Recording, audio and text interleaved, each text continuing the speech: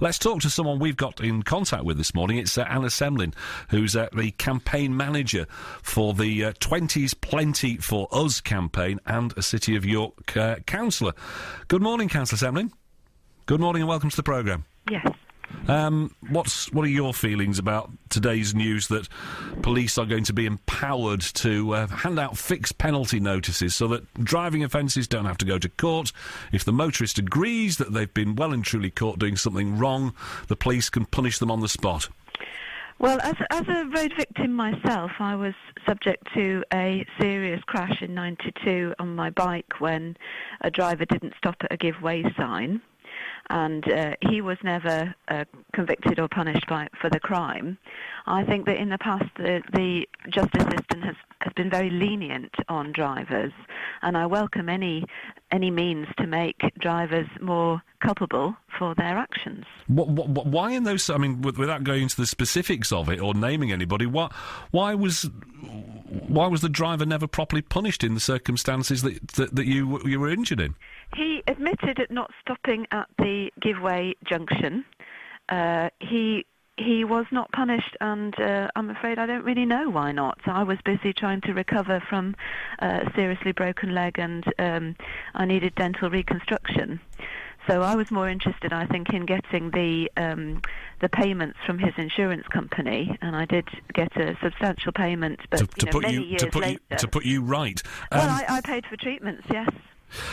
Is this actually going to make any difference? I mean, it sends out a warning shot across drivers' bows, as it were, to think more carefully about using indicators, observing the road signage, not hogging the middle lane and all that kind of thing.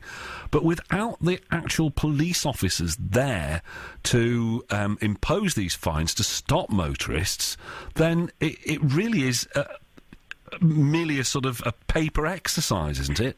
I think that drivers need to know that their actions have enormous consequences for other people, particularly if there are injuries or crashes, but also the effect of fear stopping some people from walking or cycling and getting the exercise they need is important.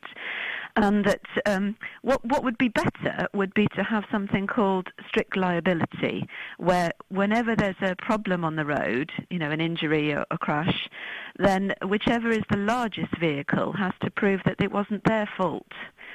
And then that would make an enormous difference. This is quite common across Northern Europe, that the largest vehicle has to prove that they didn't cause the accident or the injury. I'm just looking at what the Road Safety Minister, Stephen Hammond, said. Careless drivers are a menace and their negligence puts innocent people's lives at risk. That is why we are making it easier for the police to tackle problem drivers by allowing them to immediately issue a fixed penalty notice rather than needing to take every offender to court. So it's that promise of swift justice that seems to be of the essence here. I think that swift justice is a good thing because it's an immediate impact rather than waiting for a process that might take months. So I agree with that. I think it depends on what the complaint is, the menace is. There are obviously some injuries and problems that need to go to court because you couldn't put a fixed penalty notice that would be big enough to, for instance, punish somebody who had caused death by dangerous driving or, a serious problem. And what I think should happen is that the police need to start cracking down on speeding drivers much more because, for instance, the cost to society of road danger is absolutely massive. It's 10 billion for crashes that cause injuries. It's another 10 billion for non-injury crashes. It's another 16 billion for people who are not exercising enough and are suppressed. Their exercise is suppressed by road danger, and that's even before disability benefits and social care costs of victims. So we're talking 36 billion a year, which is £600 per woman, child, adult. In Britain, £600 each we're paying for road danger per year. It's a persuasive argument, Councillor. It's a lot of money. Councillor Semlyen, thank you very much indeed for joining us